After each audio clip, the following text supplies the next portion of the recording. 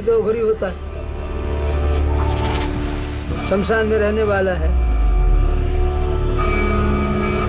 कपाल में खाने वाला है, भस्म रमाने वाला है। जो मृत को जीत ले वही महाकाल है, जो अपने भक्तों की रक्षा करे और काल को मारे वही महाकाल है।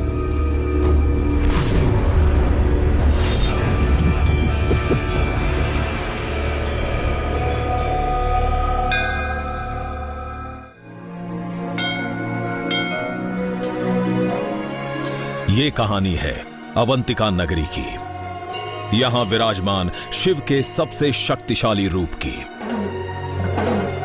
उस रूप से जुड़े कुछ खास लोगों की,